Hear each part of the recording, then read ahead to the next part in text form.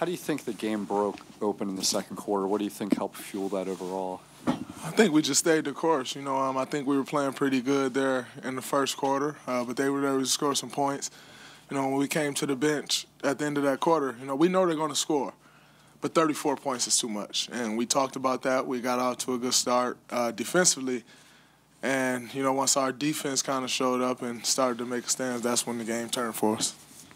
Draymond, the way you guys were able to get out and transition in the second quarter and really pull away, how much did that come from the defense and really sort of ignite you guys? Hustle plays, everything. It all starts with the defense. When they're a pretty good defensive team when they get set. But if we can push the tempo, and try to get stuff in transition, that's big for us. And, so that was key, and obviously that starts with stops. We got a lot of deflections. Was able to come up with the loose balls, and then, at any given point, we got 5 guys on the floor that can just push the tempo with shooters, Klay shooting lights out and Nick hitting some shots, Dre hitting some shots, KD. It's very key that, we get stops and try to push that tempo, and defense was the key to start that off.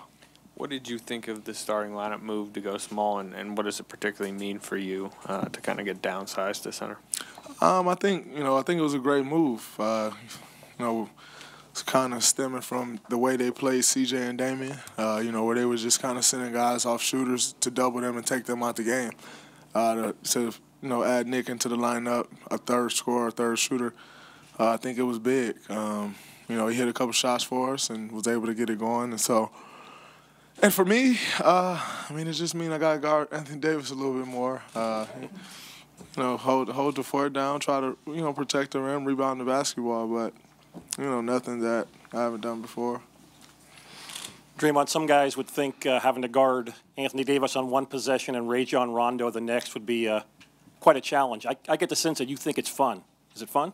It is fun.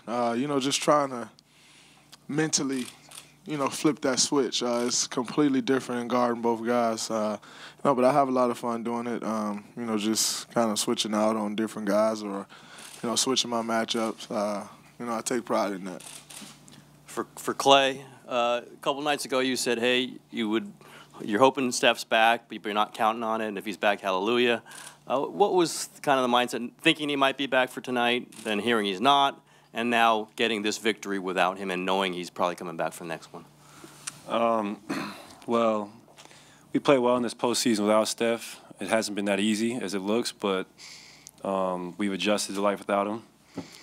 And, hopefully he comes back Tuesday, but we still have to have the same mindset if he isn't. So I think that's when we're at our best. But even if he does come back, it's natural, human emotion to be kind of, relaxed because we have so much production coming back in our lineup. But that's going to be a test for us just to, put that away in our minds and just focus on our task at hand and not depend on Steph to save the day. And he's done it plenty of times, but we have a very deep team that's, playmakers all around. And then, do this together. Just don't relax just because Steph's coming back. He's going to give us a huge boost, but we cannot relax. Hey, Klay, did you see the bench's reaction after you hit your second consecutive three-pointer? And it looked like you were just really having a lot of fun out there. Would you say that this was just, a really fun game to be a part of? Every game in the postseason is fun. Whether we're playing good or not, we're so lucky to be playing at the highest level. And when you see your teammates having fun, when you're doing well, it's contagious. And it might not look like I'm having a lot of fun out there, but I really enjoy what I do. Klay, right here. Steve said after those back-to-back threes you hit, that was probably the loudest he heard Oracle all year. Did you get that same sense? And what was it like just going on that run and hearing the crowd get into it the way they did? It's the best feeling. It's why we play. At the end of the day, we're entertainers, we're basketball players, and whenever you can get the crowd into it like that, it really uplifts our whole team. And same with our bench, and that's why we've had such a great home court advantage for the last, since I've been here, for the last 6 years. Same with Draymond. So we expect that to continue. And 7 years, champ. No, I'm saying together. Year. Oh, respect. Yeah, together. Rookie year is a little forgettable, but like I said, yeah, Oracle, they really show up for the playoffs, and we really appreciate them for it.